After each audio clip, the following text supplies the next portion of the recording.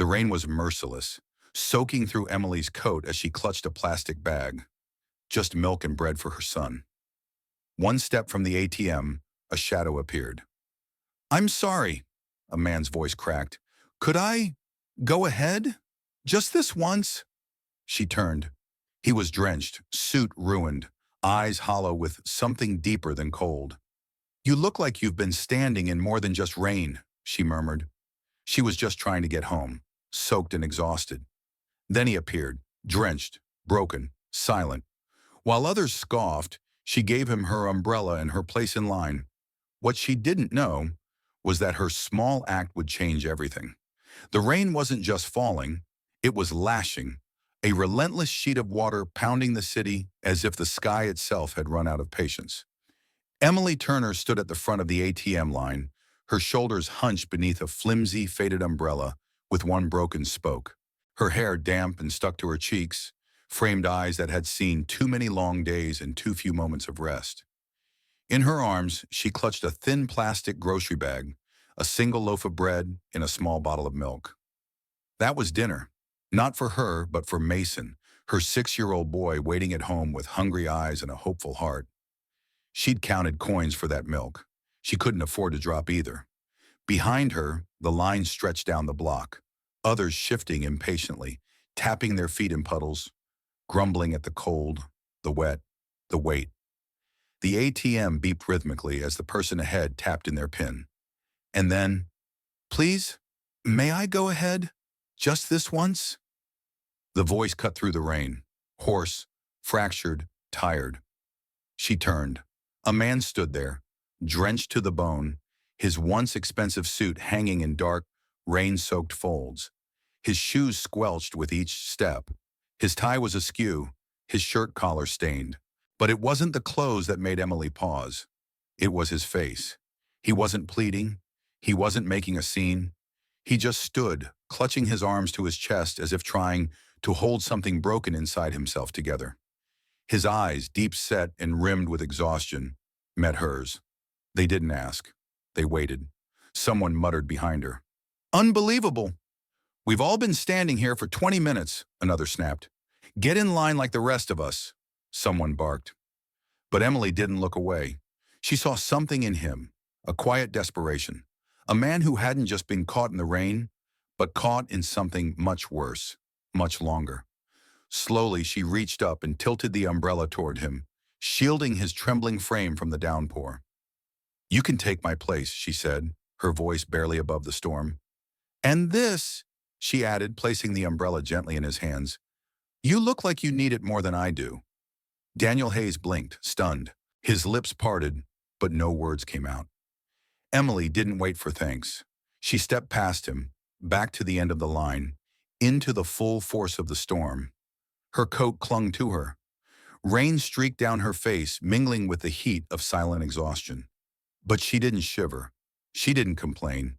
She just stood, soaked, weary, and oddly at peace.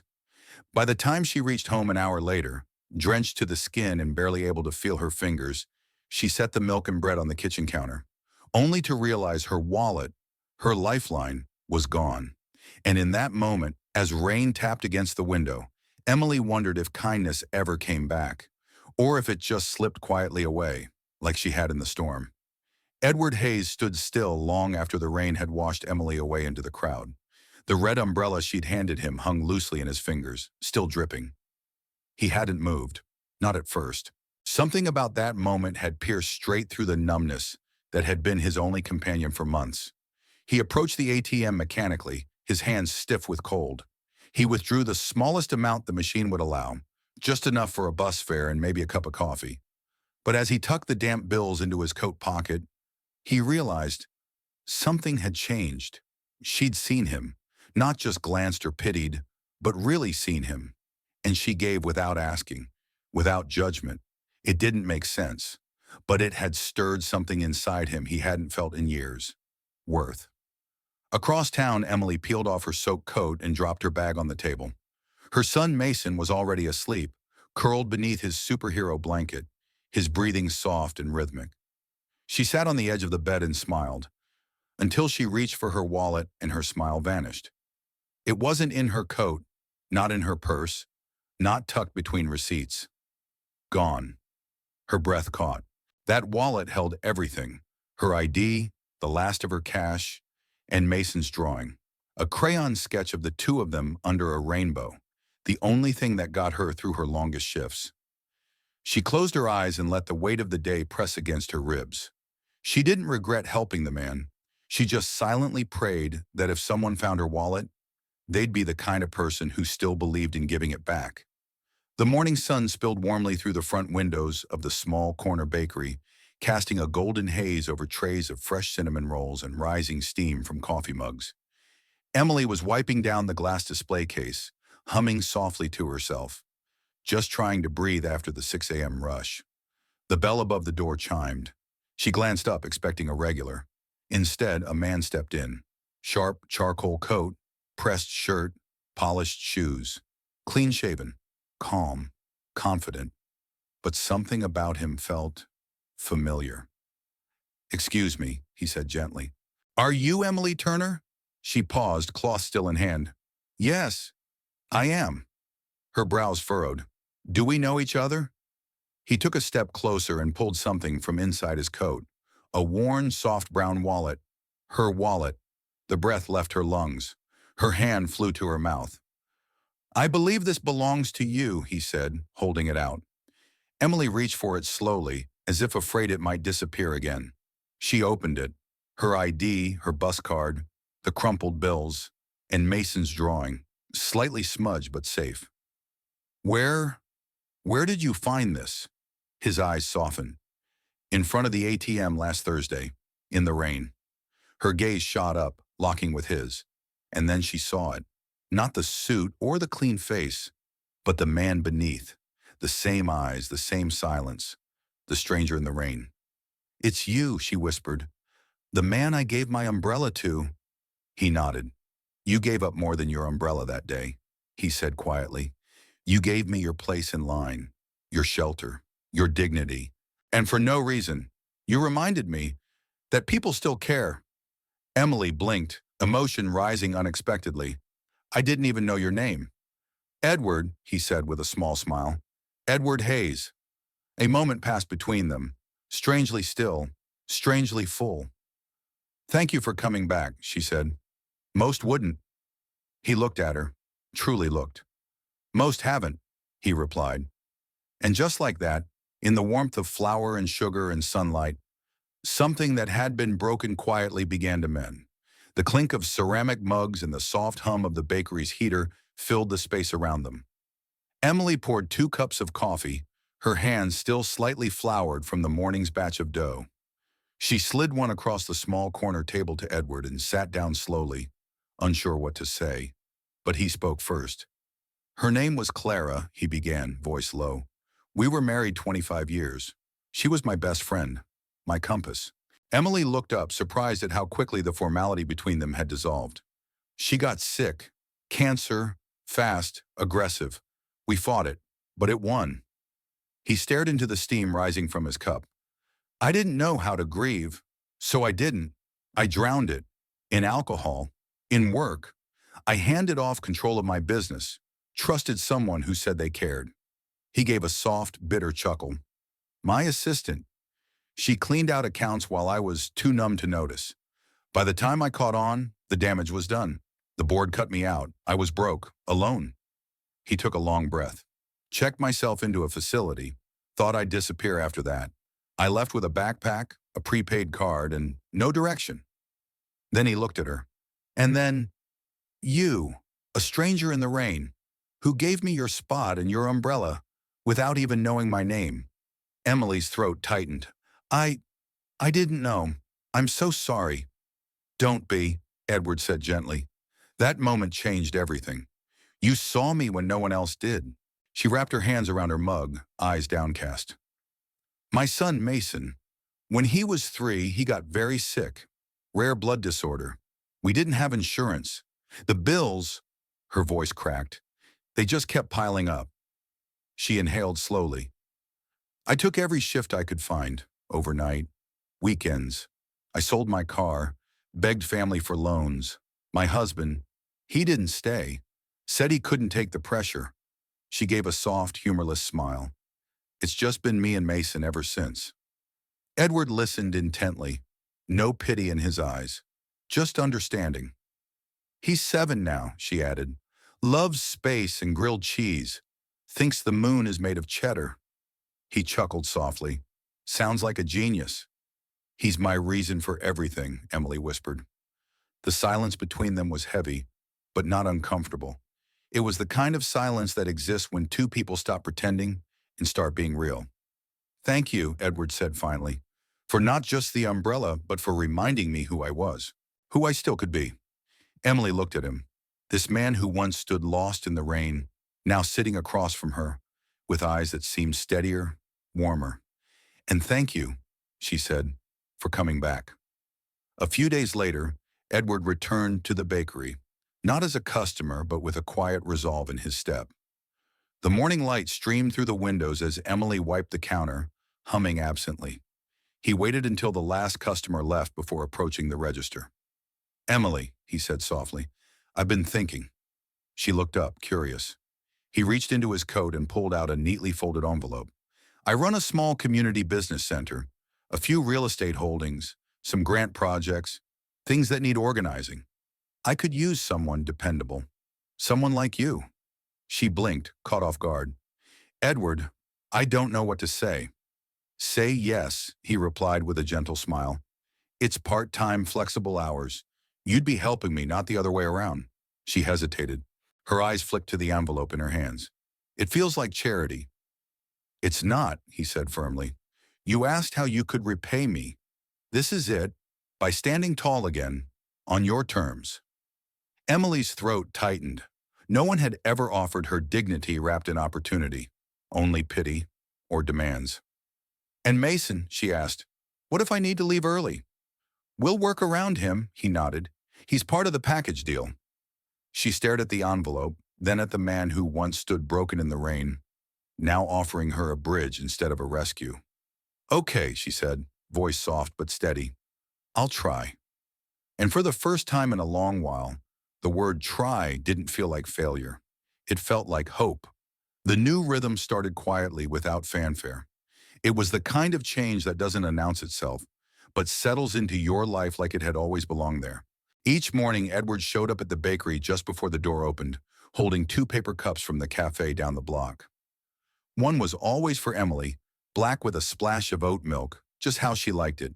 He never stayed long, just long enough to hand her the cup, share a soft smile, and remind her, without saying a word, that someone out there cared about her mornings. In return, Emily brought a small box of muffins to his office twice a week. Blueberry lemon poppy, sometimes leftover banana walnut if Mason hadn't eaten them all first. She never called ahead. She just left them on his desk with a yellow sticky note. To keep your meetings sweeter. E. When Emily couldn't make it to school pickup, Edward offered, It's just a few blocks out of my way, he'd say casually. At first she declined, but one day after a rough night baking, she accepted. That afternoon, Mason burst into their apartment, holding a crayon drawing of a spaceship. Mom, Mr. Edward helped me with math today. He made numbers look like rocket fuel. Emily laughed, setting down the laundry. Did he now? Yeah, and he listens really listens, even when I talk about weird stuff, like Saturn's rings. That night, when Mason was asleep, Emily paused by her window, watching the city lights flicker. Her world, once so fragile and solitary, now felt steadier. Not louder, not faster, just fuller. Over the following weeks, their connection deepened, not through grand gestures, but through repetition. Predictable, gentle, comforting repetition. Edward began staying later after her shifts, helping carry flour sacks or wiping down trays, always asking before stepping into her space, never assuming. Sometimes they worked in silence. Other times they shared stories. He told her about his wife's favorite jazz records. She told him about Mason's obsession with grilled cheese. No promises, no declarations, just presence. One Sunday they took Mason to the park. It was breezy, the sun peeking through the clouds. Edward ran with Mason across the grass, showing him how to launch a kite into the wind. Emily watched from a bench, the corners of her mouth tugging upward, not just at the sight of her son's joy, but at the man chasing beside him, arms outstretched like he was learning to fly too. When they packed up to leave, Mason reached up and held Edward's hand without being asked, and Edward held it back like it was the most natural thing in the world. It was a quiet Wednesday afternoon, the kind Emily had come to appreciate, warm light pouring through the bakery windows, soft piano music humming from the speakers, and the comforting scent of cinnamon and fresh dough in the air. She had just locked the register and was preparing to flip the open sign to closed when something outside caught her eye. Three men stood on the sidewalk, not customers, not neighbors. Her stomach twisted. The tallest one tapped the glass with the edge of a silver ring, a smile stretched too wide to be kind. "Well, well," he drawled through the door. "Long time, sweetheart." Emily froze. She knew them. Faces from another life. The loan sharks she'd borrowed from when Mason had been sick, and desperate didn't even begin to cover what she was then. The middle one banged his fist on the glass. "Come out. You think you can hide behind cookies and cupcakes forever?" She backed away slowly, heart pounding, mind spinning. Her hands shook as she reached for the phone under the counter, until a shadow moved past her. "Edward." He didn't say a word as he walked calmly toward the door and opened it with the same casual grace he used when entering a boardroom. The bell above the frame jingled, almost cheerfully. "This doesn't concern you, old man," the tallest hissed, stepping forward. Edward didn't flinch. "It does now." The men shifted uncomfortably. Something in Edward's voice, measured, confident, cold, changed the air between them. The one with the ring stepped back half an inch. "She owes us. Interest. Late fees. Real money." Edward stepped closer until he was within a breath of the man's chest. "You'll get every cent. Today."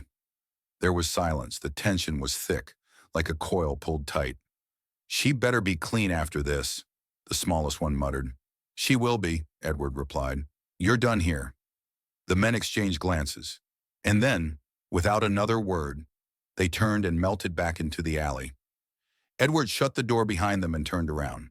Emily stood behind the counter, wide-eyed, her hand still hovering above the phone. "You paid them?" she asked, voice trembling. "Yes," he said quietly. "I didn't ask you to," she whispered, tears threatening. "I know," he replied, stepping toward her. "But I couldn't stand by and watch you be punished. For surviving." The words hit her harder than any threat. Her knees buckled slightly as she sank onto the nearest stool, covering her face with her hands. Edward didn't move closer. He didn't need to. He just stood there, steady as ever, giving her space to breathe. And for the first time in a very long time, Emily felt something she hadn't allowed herself to feel. Safe. Love didn't arrive for Emily and Edward in grand gestures. There were no candlelit dinners or sweeping confessions. Instead, it came in smaller things, quiet, consistent acts that built a bridge between two lives once left in pieces. Edward noticed the slow drip from the kitchen faucet one afternoon while waiting for Emily to grab her coat. The next day, he returned with a wrench and a gentle smile. "I watched a YouTube video. I think I can fix it." He did. In return, Emily reorganized the cluttered filing system in Edward's office.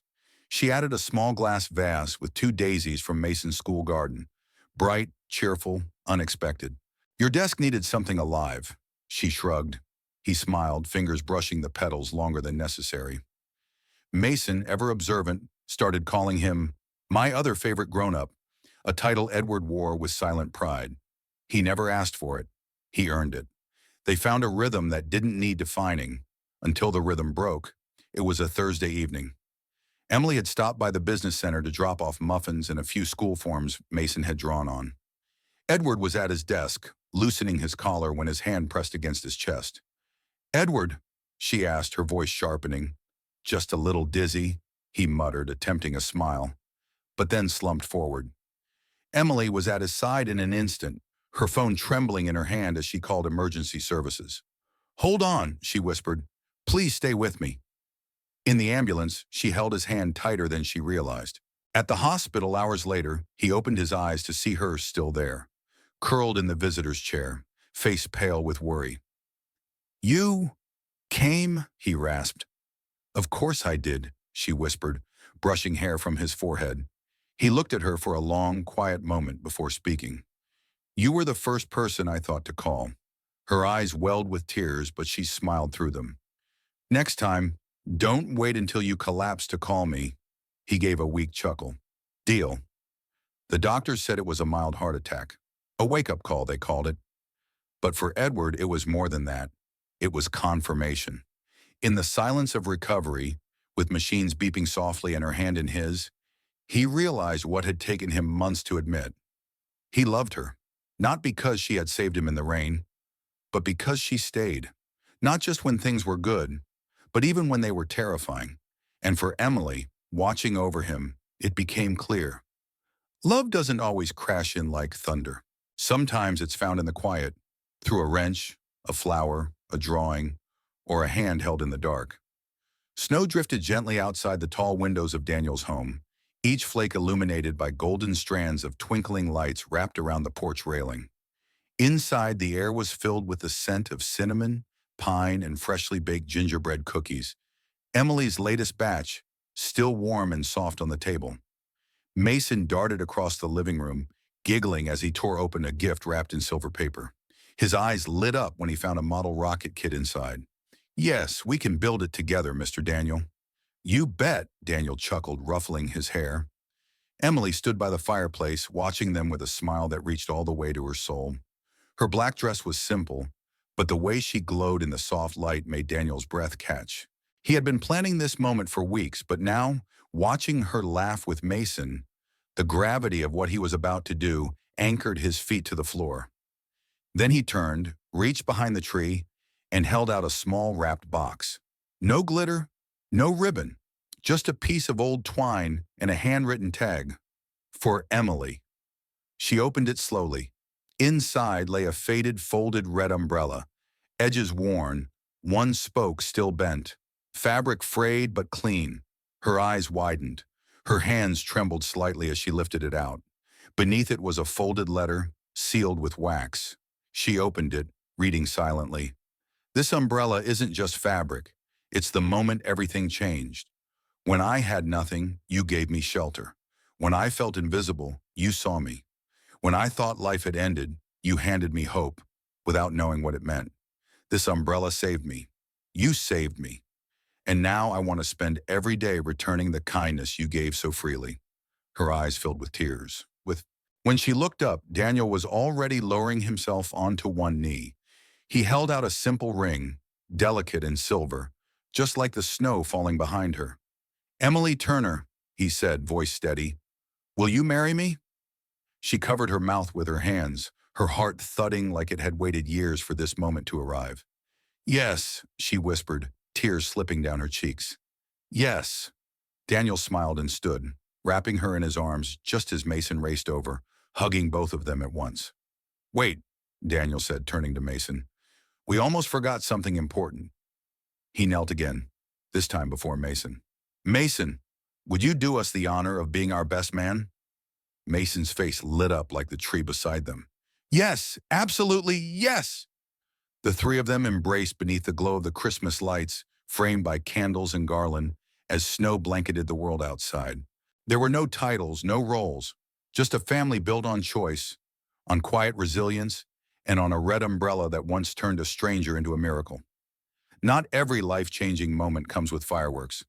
Sometimes it's a quiet gesture, a shared umbrella, a place in line, a warm muffin after a long day, that changes everything. Emily and Daniel's story reminds us that kindness is never wasted. In a world that often feels hurried, divided, or indifferent, a simple act of humanity can ripple outward farther than we'll ever see. Especially in today's fast-paced society, where people are often overlooked, stories like theirs help us pause and remember. We all carry burdens. We all need to be seen. And maybe love doesn't always start with sparks. Maybe it begins in the rain, in silence, in staying. For older generations watching, those who've loved, lost, rebuilt, this story echoes something familiar. That second chances do exist. Not just in love, but in dignity, in purpose, and in belonging. So we'd love to hear from you. Have you ever had a stranger show you kindness when you needed it most? Do you believe in second chances? Or that one act can truly change a life? Tell us in the comments. Your story might just inspire someone else. Thank you for spending this time with us. If this story moved you, if it made you feel seen, or gave you a little more hope today, please like, subscribe, and join our Warm Soul Stories family. Because the world still needs stories like these. And maybe the next one could be yours.